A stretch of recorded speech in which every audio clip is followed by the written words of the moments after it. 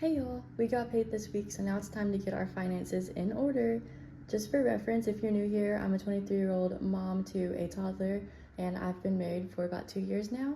We live on a dual income, and this paycheck that I'm budgeting today is just a bonus. It's not a part of our typical bi-weekly income, so I'm super excited to use this to get ahead on bills and also some sinking fund categories. Other thing I want to make note of, we'll be budgeting from a total of $626 today, and this is the amount that remains after we've set aside money for our emergency fund. We set aside some money to cover our credit card payment in full for the month. We always try to do that and never have anything roll over. We want to avoid interest. That is a great fear of mine, is credit card interest. And then also groceries, gas, and household products. Those are the things that I prefer to spend on the credit card and earn points for. So I also budgeted for the next upcoming week of groceries, gas, household products, just so we can be prepared and try to stay on top of that credit card bill once again, as well as tithes. We set aside tithes as well. And then just for reference, this is the typical budget for like those weekly expenses that I try to keep up with. Each week might vary a little bit, but ideally if I can stick to around these numbers, this works great for our family of 3. $100 in groceries. I typically shop at Aldi, and that works great for us. Gas in our area at the moment around $2.99 a gallon, but that fluctuates, so budgeting on the higher end is always safer. And then household also greatly varies. Ideally having around $20 to $30 works best for us. If I don't spend that, then of course it can roll over.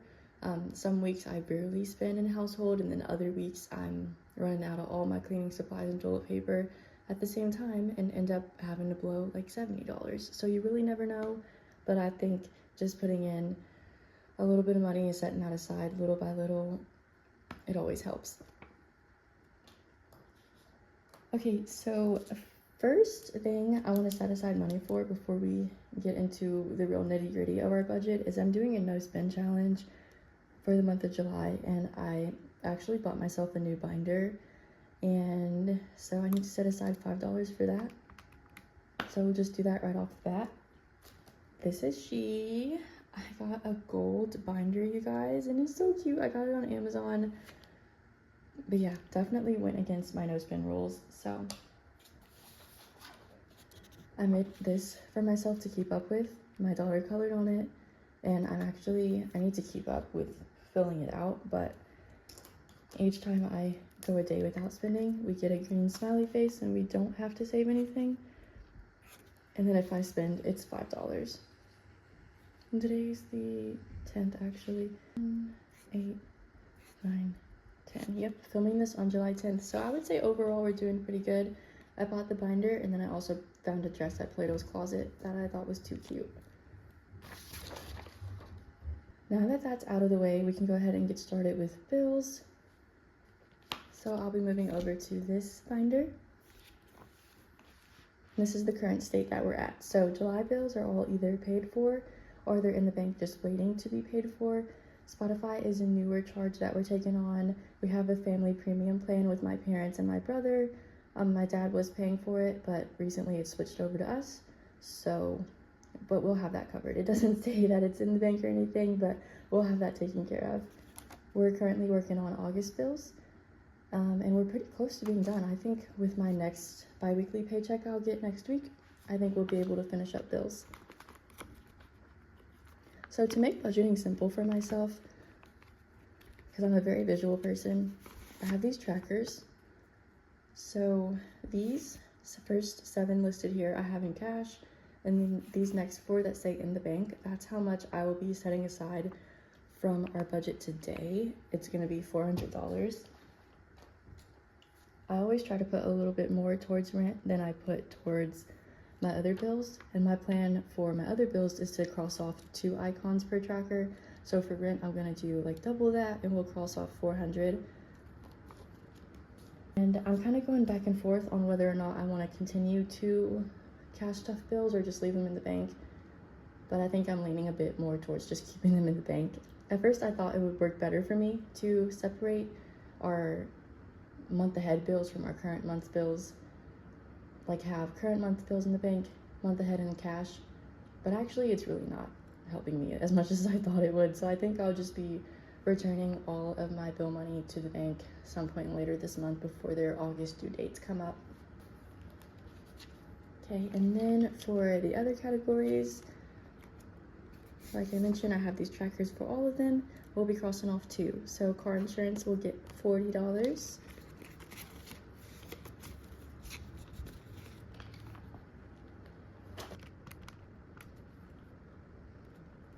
For electric, I have each icon set to be $15. The highest I've ever seen our electric bill get to is $150, so I just use that as a safe number to budget for. Lately, it hasn't been getting that high. I feel like we usually see that in the winter was pretty bad for us. I think this past month our bill was like $119, but better safe than sorry. So 2 icons for electric will total to $30. Subscriptions, we don't have a whole lot of these, but I have each icon set to be $5, so 2 icons will be $10. And then same for T-Mobile. I'm the type of person who gets confused pretty easily, and I used to hate budgeting because of that. So I think having the visual cues, cash stuffing, the trackers, all the things has made everything a much more streamlined process for me. So I love that. It makes me so excited to save and so excited to just get my budget going. By the way, I'm drinking an iced caramel macchiato. Feel free to comment below what you're drinking on, what's your comfort drink at the moment. I always love to get new ideas. Each time I film a budget with me or a cash planning video, I always have my little comfort drink on the side. So yeah, love to hear what you guys are drinking.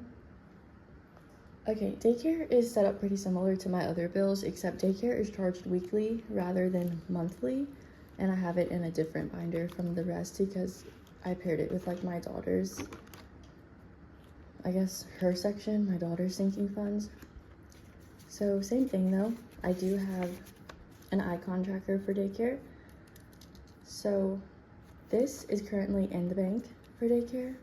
That's due August 7th, so I kind of have a little fund built up here. Daycare savings has a total of $507 in it. It was at $657, but I recently just made a payment towards it for this upcoming week. So we're now at $507. It's $150 per week, so we can cover 3 more weeks of daycare with this, and then we have like an extra $57 that can go towards our August 7th payment that we're currently saving up for. So that's kind of what this is displaying here. We have $15 in cash, and then $57 in the bank, and I will once again do 2 icons for daycare, totaling to $30.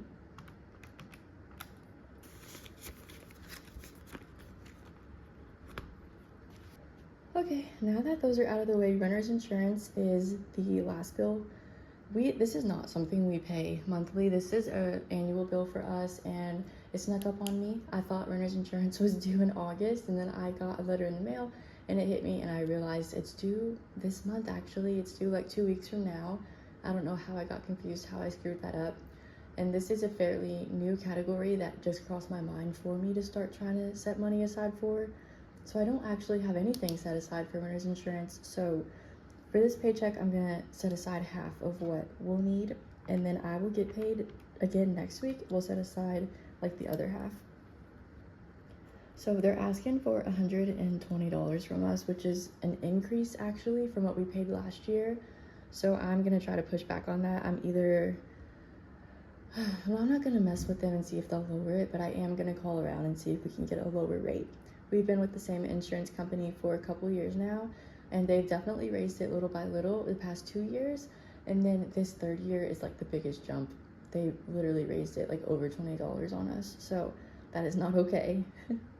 Okay, so lastly, I have these 2 sinking fund categories I know need to be stuffed, and I would love to do like more fun categories, because baby needs I specifically use for diapers, and then car maintenance, I have an oil change coming up. However, this month is also me and my husband's anniversary, and I have a lot of friends' birthdays coming up. I have a friend with the bridal shower coming up. So I wish I had extra money this time around to set aside like those sinking funds. However, we need to handle business first. So Diapers and car maintenance, here we come. Car maintenance is actually in this binder with my other bills. I recently changed my setup around and I am not gonna lie, it's really throwing me off and I'm like all the way confused on where everything is. Okay, what am I looking for? My mind's going blank. Car maintenance. I do have some money in here already because I knew my oil change was coming up soon, but I should have been saving a bit more aggressively because at this point I only have $15 set aside, and I've also been having issues on and off with my tires of my car, so really car maintenance does need to become a fund that I really like just aggressively start saving for, just to be prepared. Better safe than sorry.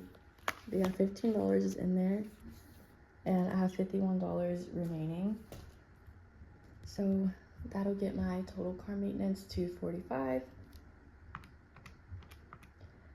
And then $21.51 is what's left for baby needs, but I'm gonna round down and just do 20. Baby needs is back in here with my daughter's sinking funds, like I said. I should have probably looked at it earlier while I had this open, but I was not thinking. So, baby necessities. This is one I've kind of been trying to stay consistently saving for. So we have 30, if I counted that right.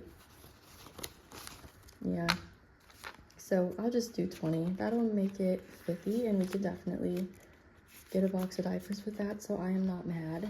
But I think this is another fund I want to aggressively start saving for. And that's that. That's the budget for today. There's gonna be an extra $1. I don't know. I'll just add that to our checking account rollover. Oh, what's going on with this calculator? But anyway, if you're into this sort of budgeting content, cash planning, cash stuffing, those sorts of things, you can feel free to maybe click through some of my other videos. I'm fairly new to YouTube and appreciate any support I can get. If you're still watching at this point, I thank you so much for making it this far. And I plan to upload videos every single Tuesday and maybe more if I have extra time and extra money to do so. But I hope you enjoy your day.